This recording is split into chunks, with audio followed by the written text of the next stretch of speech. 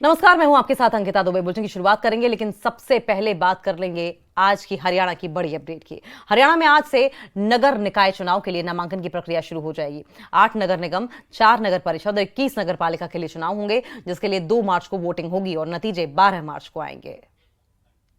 शहर शहर चुनावी लहर, शुरू हुआ निकाय चुनाव के लिए नामांकन। बनेगी बीजेपी की ट्रिपल इंजन सरकार या शहरों में कांग्रेस दिखेगी दमदार।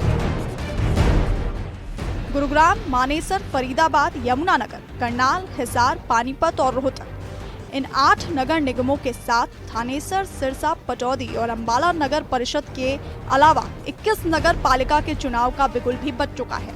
चुनाव लड़ने वाले उम्मीदवारों के लिए नामांकन की प्रक्रिया शुरू हो चुकी है। उम्मीदवार 17 फरवरी तक नामांकन कर पाएंगे। 18 फरवरी को नामांकन पत्रों की जांच होगी और 19 फरवरी को उम्मीदवारों को सिंबल अलॉट हो जाएगा। चुनाव के लिए मतदान 2 मार्च को होगा। सिर्फ पानीपत नगर निगम में 9 मार्च को वोटिंग होगी। सभी निकाय चुनाव के नतीजे एक साथ 12 मार्च को आएंगे। 18/2 तक नॉमिनेशन 18/2 को नॉमिनेशंस की स्क्रूटनी होगी। 19/2 को जो नॉमिनेशंस विड्रॉ करना चाहे 3 बजे तक कर सकते हैं और फिर 19/2 को ही उनको फाइनल लिस्ट करके उनको इलेक्शन सिंबल अलॉट करके आगे की कार्रवाई चलेगी। मतदान 2 मार्च को होगा।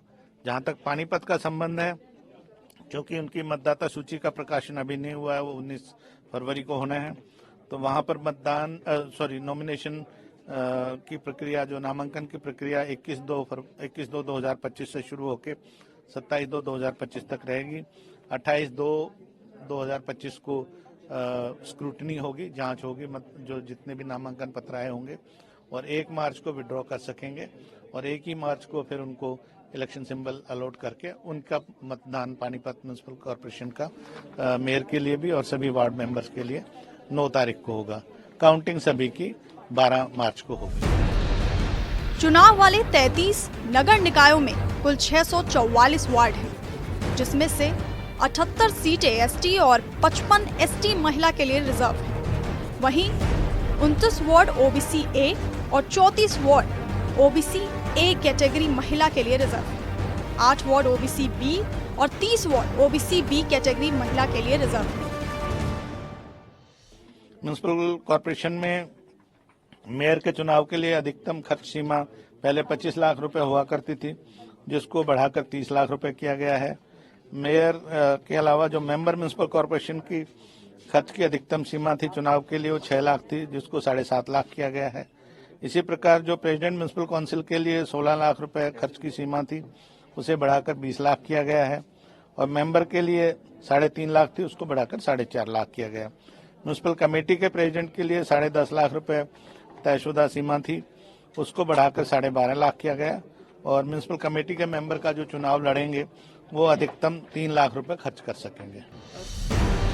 111 वार्ड सामान्य महिलाओं के लिए रिजर्व हैं और 644 में से कुल 299 सीटें अनारक्षित हैं।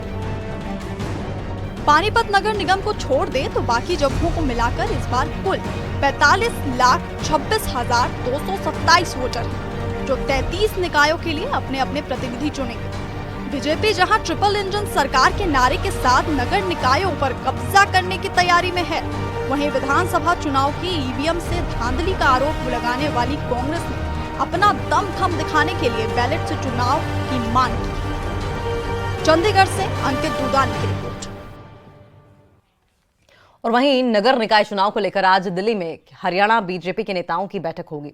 सीएम सैनी कल ही दिल्ली पहुंच चुके हैं। बैठक आज शाम 6 बजे होगी। बैठक में उम्मीदवारों के नामों पर मंथन होगा और आज की बैठक में जो नाम फाइनल होंगे उन्हें केंद्रीय नेतृत्व को भेजा जाएगा। बीजेपी सांसद सुभाष बराला ने कहा कि 9 तारीख को ही इस बैठक में उम्मीदवारों के नाम पर एक राउंड की चर्चा हो चुकी है। आज की बैठक में नाम करीब करीब फाइनल हो जाएंगे। बराला ने कांग्रेस की तरफ से बैलेट से चुनाव कराने की मांग पर कहा कि कांग्रेस के पास ईवीएम का रोना रोने के अलावा कुछ भी नहीं है।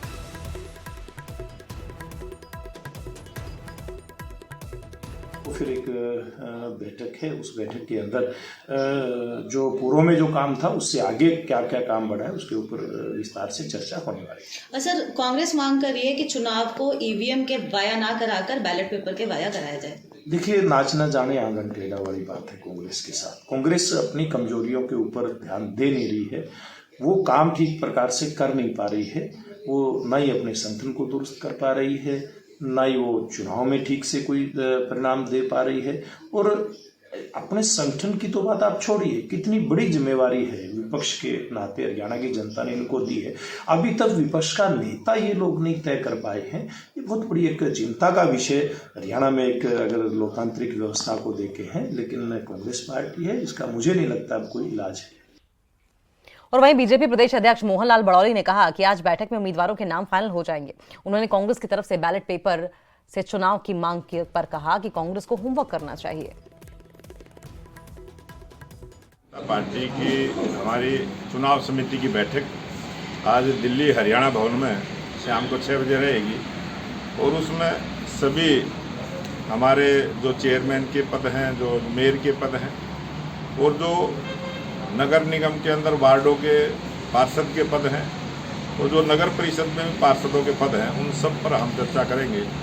और मुझे लगता है कि आज इस काम को हम पूरा करेंगे, क्योंकि एक बैठक पहले हो चुकी है, थोड़ा सा काम बाकी है, उसको आज हम पूरा करते हुए और अपने राष्ट्रीय नेतृत्व को और पूरी सूची उसकी देंगे और लगता है कि कल ही सारी चीज़ें क्लियर हो।